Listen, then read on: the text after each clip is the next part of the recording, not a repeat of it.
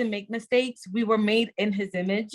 And when we start to reflect on that, especially in times when we are insecure, I think a lot of people deal with that insecurity, during their teenage years, or maybe their young adult years, where they feel like, well, I don't look like X, Y, and Z. And when we say, we don't believe or at least conform to society standards of beauty, is because we see that there's definitely I don't want to say an agenda, but there's like if somebody were to point or at least highlight three beautiful people, they would all look the same.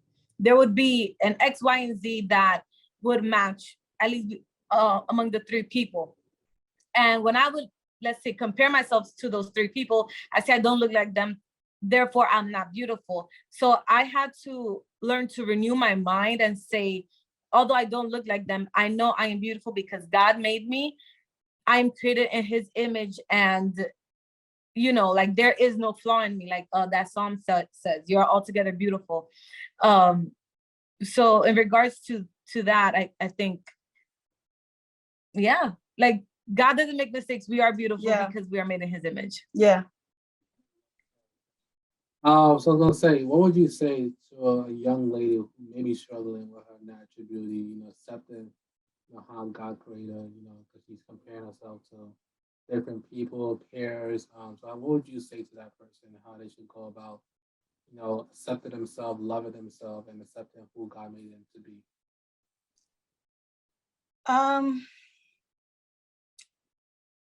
Well, I would start with saying to look at themselves in the mirror, look at their hair, recognize that God knows each strand of their hair, to look at their eyes and, realize that their body is the temple of the Holy Spirit, to look at their hands and just recognize, like, look at your body. You were created in the image of God. And if you can't, not if you can't, but if there is something impeding you from seeing God's handiwork, from the reflection you see, you have to pray against that first and foremost. I definitely do believe that the enemy can get in there to kind of instill a certain insecurity, depression, whatever the case may be, and that can absolutely negatively affect us. So I would say first pray, and then see yourself in God's image, but then also if there's certain things you feel like you need to work on it, but without, how do I say, misconstructing the work God has already done in you.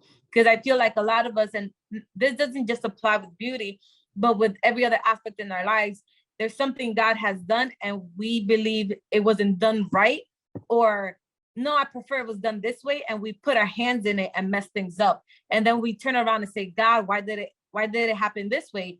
Well, you did something you weren't supposed to do.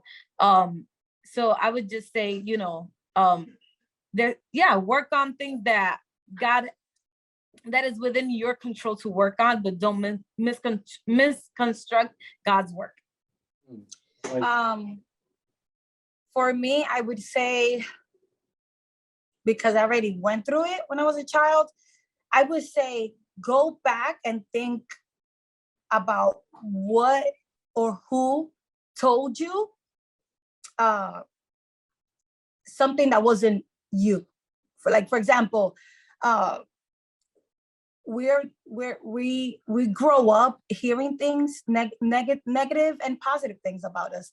One thing could be, oh, you're fat, from the time you're 5 years old. You're fat, or you're ugly, you're never gonna find a husband. And that can create something in you that you can actually start to believe in. Mm-hmm. Like, for example, first of all, I remember my parents used to say to people that I was the ugliest one in the family. Oh, she's the ugliest one in the family. And for years, I believed it. For years. Until one day, I was in my 20s. And then I looked at myself in the mirror and I'm like, yo, I'm not ugly. What's wrong? Mm-hmm. But the thing is that I believed it. Yeah. And I had to break out of that. So I would say, look back and see what happened in your childhood. maybe somebody told you, or you saw something and it actually you believed it. You subconsciously absorbed that information that changed your perspective about who you are. And of course, yes, pray about it. You got pray against it, and ask the Holy Spirit, God, tell me, show me, who am I? How do you look at me? Yes. All of that stuff is good, absolutely. But there is a psychological level to beauty that if you don't break it, it doesn't matter. Honestly, sometimes it doesn't matter how much God can show you. You're still going to believe it because it's so buried deep inside your head. So Mhm. I would say go back and see what happened, and see what, and ask yourself, why do I believe it? Why? When I look in the mirror, I don't see this, the ugliest girl in the family. I actually do see someone that is actually really pretty. You know what Mhm. I'm saying? Same thing for a guy. I'm not that fat. I'm chunky, but I'm not fat. I'm not, Mhm. you know what I'm saying? But again, these are words that people say over us, over our children, and you have to break it. So I would say that would be one of the first things. I would say that's one of the first things I would tell someone. Yes. That is well said. That is well said. You have me here just thinking of, just the African American community as a whole, as a community, we're one of the communities that's so easy. I won't say, but like we're so susceptible to be manipulated, social media, music, Right. different things. And just boys and girls, because of that, they don't like themselves. They think they're ugly. They think they Mhm. got. I remember one time, my brother. It's so funny. I think about it now. He was saying something about his ears. Either his ears was too big and he didn't like his ears, and he wanted to like make his ears smaller. I'm sure it came from conversations he was having with people of what it means to be a handsome young man. So yeah, I definitely agree with both of you guys' point in regards to encouraging yourself, speaking positivity over yourself, praying and things of that sort. So that's